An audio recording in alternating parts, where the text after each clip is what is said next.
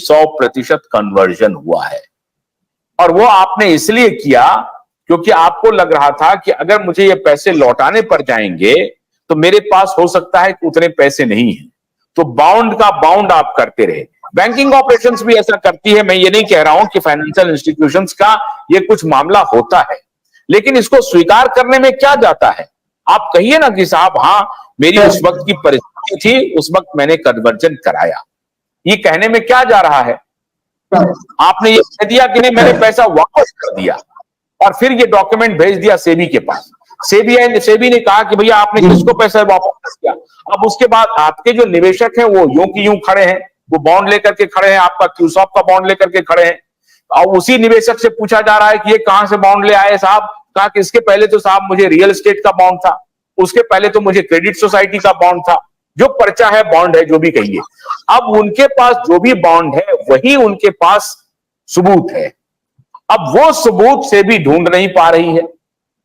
तो अब ये मामला होते होते होते होते आपको 25 जो भी पैसा आपने कलेक्ट किया था, अंततः अदालत ने कहा कि नहीं हम ये बीटिंग अराउंड द बुश हम नहीं जाएंगे, ये घूमते रहेंगे और आपको हम पकड़ते रहेंगे, ये नहीं चलेगा। जो कुछ भी आपने पैसा लिया है आप अकाउंट में कीजिए और सरकार उसको देखेगी कैसे वापस करेगी।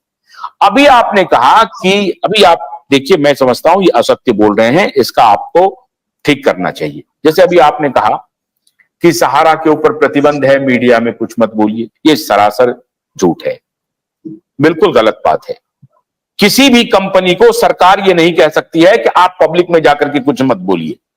आप ये आकर के बोलिए पब्लिक में कि देखिए हम पैसे लौटाने की कोशिश कर रहे हैं, अब सरकार ने ये ले लिया है, मैं या तो सरकार को मुहैया कराऊंगा पैसा, या मैं सरकार से कह रहा हूं कि साहब मैं भी पैसा इकट्ठा कर रहा हूं, आपके पास भी पैसा है, दोनों मिलकर के हम निवेशक का पैसा दे देते हैं। ये बोल देंगे आपको सुप्रीम कोर्ट इसमें मानहानि मान लेगा? बिल्कुल नहीं। सरकार आपको ये बोलने से रोकेगा? बिल्कुल नहीं। ये बात असत्य बोल रहे हैं और इसको स्वीकार सरकार के ऊपर कोई, आपकी कंपनी के ऊपर कोई आदेश नहीं है कि आप मीडिया में जाकर के नहीं बोलिए। ये आपने असत्य बोला, गलत बोल रहे हैं आप। कोई आदेश नहीं है ना। एक बार सुनिए मेरी बात, सुनिए मेरी पूरा बोल लेने दीजिए। आपने ये कहा ना ही अदालत ने कोई आपके ऊपर आदेश लगाया है कि आप अगर पैसे का भुगतान कहीं से कर रहे हैं उसका सबूत अदालत में देते जाइए। अगर मान लीजिए कि सहारा अपनी संपत्ति को बेच करके पैसा देते रहे, साहब आप ये कह रहे हैं अभी आपका हॉस्पिटल बिक गया, 900 करोड़ में बिका या 1000 करोड़ में बिका, क्या उस 1000 करोड़ को आपने कोशिश किया कि चलो भाई हमारे पास मान लीजिए 100 लोगों की देनदारी है तो हमने 2 लोगों को दे देना चाहिए, 3 लोगों को देना चाहिए, और वो देकर के आप ये एफिडेविट जाकर के देते कि साहब जैसे हम अपनी संपत्ति को बेचते जा रहे हैं हम ये पैसे का भुगतान करते जा रहे हैं। इसको कहते हैं ट्रस्ट, इसको कहते हैं विश्वास। अब प्रॉब्लम ये हो रहा है कि कंपनी चलाना मुश्किल हो रही है, समझ गए, और उस तरफ साइफन ऑफ होने के भी पैसे की, देखिए एक बात मानिए आप, पैसे के बाहर जाने की भी खबरें हैं। अब ये सत्य है असत्य है ये मैं नहीं जानता, लेकिन सहारा ने गलतियां की हैं, इसको स्वीकार करना पड़ेगा, स्वीकार करना पड़ेगा। अगर आज भी इंडिपेंडेंट संपत्ति बेचते जाएं और कहें कि साहब मुझे ग्राहक मिल गया है, मान लीजिए आपके संपत्ति के कागजात सरकार के पास है, ठीक है साहब, सरकार के पास है, आपको कोई ग्राहक मिल गया 1 लाख करोड़ का। अब आप 1 लाख करोड़ का ग्राहक लेकर के जाइए सरकार के पास कि साहब देखिए 1 लाख करोड़ रुपए देने वाले रेडी हैं, आपकी संपत्ति के पेपर आपके पास है, आप ले लीजिए, फटाक से बेच दीजिए, ये कौन रोक रहा है। तो प्रॉब्लम यह है कि सहारा अभी क्रॉस रोड पर खड़ी हो गई है और सहारा ने सरकार के सामने सरेंडर कर दिया है कि आपको जो करना है आप करिए। अब ये पीछा छुड़ाना चाह रही है सब सहारा कि जैसे तैसे हो, ये नहीं चलेगा ना, ये मैं कह रहा हूं।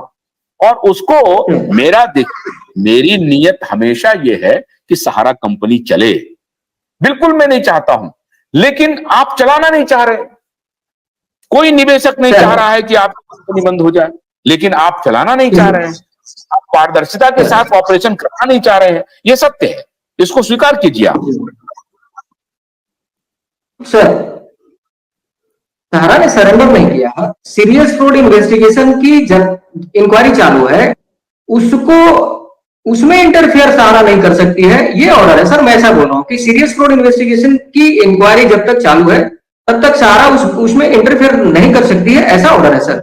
आपको अगर ऑर्डर देखना है तो आपको भिजवा देते हैं, ऑर्डर देख सकते हैं आप। सीरियस फ्रॉड इन्वेस्टिगेशन एजेंसी का इंक्वायरी चालू है। वित्त मंत्रालय, वित्त मंत्री भी संसद मुझे बोली है कि सीरियस फ्रॉड इन्वेस्टिगेशन का अभी इंक्वायरी चालू है। अब उसमें हम लोग बीच में मीडिया ट्रायल नहीं कर सकते सर, ये आप भी जानते हैं। दूसरा, जो हॉस्पिटल की बात की कि हॉस्पिटल बेच दिया गया 1000 करोड़ में, तो सर वो एनसीएलटी का केस था और वो सुप्रीम कोर्ट के जो एम्बार्गो के अधीन हुआ है, वो सारा पैसा रियलाइज नहीं किया है सर। वो फंड डीएचएफएल को गया है, मतलब अब पिरामल को गया है जी। मैं एक उसमें सारा सकता है, ठीक है, आपने मेरा ज्ञान वर्धन किया, मैं इसको कर लेता हूं। मैं तो सवाल पूछ रहा हूं सिर्फ। मैं ये कह रहा हूं कि अगर मान लीजिए कि सहारा का एक प्रॉपर्टी है मुंबई में, उसका जो भी कुछ भी वैल्यूएशन है वो वैल्यूएशन लग रहा है मान लीजिए, और आपके सहारा के उच्च पदस्थ हाँ, मैं ये कह रहा हूं कि उच्च पदस्थ प्रबंधन ने ये कहा कि हमको लाख करोड़ रुपए का एक ग्राहक मिल गया है, तो क्या सीरियस फ्रॉड इन्वेस्टिगेशन डिपार्टमेंट जो इंक्वायरी कर रही है इस वजह से आपके लोग वहां मूव ही नहीं करेंगे, बात ही नहीं करेंगे? ऐसा कहा है सीरियस फ्रॉड डिपार्टमेंट ने। ये बात गलत है, मैं नहीं मानता हूं इसको। सीरियस फ्रॉड डिपार्टमेंट ये नहीं कहेगी कि भैया मैं कर रहा हूं इसलिए आप कोई प्रॉपर्टी का खरीद फरोख्त नहीं कर सकते, रुक जाइए। हाँ, ये जरूर हो सकता है, ये मैं बात आपकी मानता हूं, ये बात मैं मानता हूं आपकी कि प्रॉपर्टी का क्या स्टेटस है वो सीरियस फ्रॉड डिपार्टमेंट जरूर तहकीकात कर रही होगी, और चूंकि आपने ट्रस्ट खो दिया है इसलिए हो सकता है कि इस तरह का आदेश आया होगा। मैं ये मानने के लिए भी तैयार हूं, ये आदेश आया हो कि आप अभी खरीद फरोख्त बंद कीजिए, मैं खरीद फरोख्त करना होगा, मैं जांच कर लेता हूं, उसके बाद करिएगा, ऐसा हो सकता है, मैं मानता हूं। एक्चुअली क्या है सर, सीरियस फ्रॉड इन्वेस्टिगेशन पूरी ग्रुप की इंक्वायरी कर रही है, ग्रुप ऑफ कंपनी, उसमें वर्सोवा भी आ गया और एमबी वैली की 26 कंपनियां हैं लिस्टेड है, जो एमबी वैली लिमिटेड के अंदर में, उसकी भी इंक्वायरी कर रही है। सहारा क्रेडिट कोऑपरेटिव सोसाइटी यानी सोसाइटी की कर रही है, क्यू शॉप की भी कर रही है, यानी कि A to Z inquiry subject to inquiry है। अभी उसमें हम लोग इंटरफेयर नहीं कर सकते। हाँ, अगर कोई क्लाइंट आ रहा है और सहारा मैनेजमेंट से बातचीत कर रहा है, उसकी वैल्यूएशन, तो वो इंटरनल है सर। हम लोग मैं अभी बोल रहा हूँ, वो इंटरनल मैनेजमेंट की जो टीम है वहां जो कुछ भी चल रही है कि भाई क्या हो रहा है, क्या उसका वैल्यूएशन आ रहा है, हम लोग ये बात कर रहे हैं सर कि हमें 68,000 करोड़ की वैल्यूएशन मिल रही है। शुभम कुमार सर सवाल भी खड़ा किए थे कि 68,000 करोड़ का वैल्यूएशन का रिपोर्ट दिखाइए, तो सर अभी हम लोग कोई और रिपोर्ट नहीं दिखा सकते। एक मिनट कन्हैया, आज रोकते हैं, कल 3 तारीख है। आपका ये कहना है कि सहारा ने सरकार के सामने सरेंडर नहीं किया है, जरूर ये सरकार से सहारा ये कोशिश करेगी कि सरकार भी पैसा जमा करे निवेशकों का और सहारा भी उसमें सहयोग करे, सहारा भी सहयोग करे। तो कल जो 3 तारीख को है उसमें आपने क्या क्या एफिडेविट, क्या क्या सवाल आप रेज करने जा रहे हैं 3 तारीख को? 19 एफिडेविट लगाया है। उसमें पहला एफिडेविट यह है कि हमें जिन जिन चीजों पर पाबंदी लगाई गई है उसको छोड़ दिया जाए, यानी कि फ्री किया जाए, और ऑल ओवर इंडिया में जितने भी हमारे बोर्ड ऑफ डायरेक्टर और मैनेजमेंट को अंदर डाला जा रहा है, अरेस्ट किए जा रहे हैं। एक तो मैनेजमेंट अगर अंदर जाएगी, अरेस्ट करते जाएंगे, परेशान रहेंगे, तो काम सही ढंग से हम नहीं कर पाएंगे। तो फर्स्ट एफिडेविट ये है कि हमें प्रशासनिक फ्रीडम दी जाए, और ज्यादा दे सकते तो सिर्फ 6 महीने दी जाए। दूसरा, जो एम्बार्गो लगा करके है जिस पर circle rate, embargo in the sense की 2 चीज है, सर्कल रेट 90% जिसको कम करके 50% पे लाया जाए, और सहारा से भी रिफंड में जो भी प्रॉपर्टी डील हो वो सहारा से भी रिफंड में ना जाए। ये मेन 2 है। और तीसरा यही था कि अगर जो पोर्टल में देंगे, कोई भी डील होता है तो सहारा से भी फंड में नहीं जाएगा, वो पैसा हम निवेशक का वापस करेंगे, ऐसा कोर्ट आपसे कह सकती है। बिल्कुल उसी दिशा में। बहुत अच्छी बात है, तो सही रास्ते पर है। चलिए देखते हैं। लेकिन सब अभी अशोक जी के सवाल, 1 मिनट, अशोक जी कल आ रहे हैं ना, कल 2 बजे आ रहे हैं, कल आपसे लंबी बात करेंगे।